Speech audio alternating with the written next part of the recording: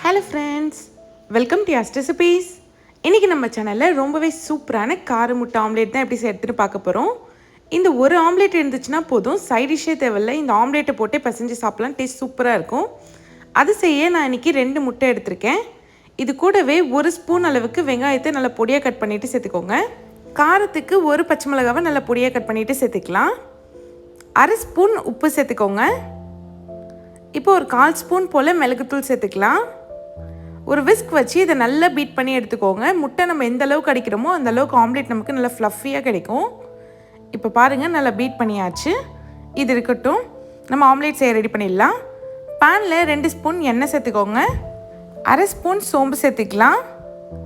1 பச்சை மிளகாவை நல்லா பொடியாக கட் பண்ணிவிட்டு சேர்த்துக்கோங்க. உங்களுக்கு ரொம்ப காரம் வேணும்னா 1/2 பச்சை மிளகாய் சேர்த்துக்கோங்க. இப்போ 3 பல் அளவுக்கு பூண்டை நல்லா பொடியாக கட் பண்ணிவிட்டு சேர்த்துக்கோங்க.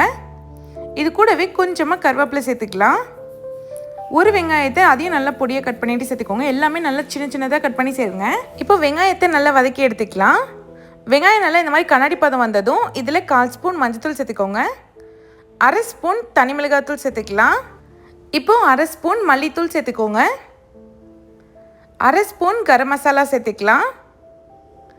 தேவையான அளவுக்கு உப்பு சேர்த்துக்கோங்க. நான் ஒரு 1/2 ஸ்பூனுக்கும் கம்மியாக சேர்த்துருக்கேன். 1/2 ஸ்பூன் மிளகுத்தூள் சேர்த்துக்கலாம்.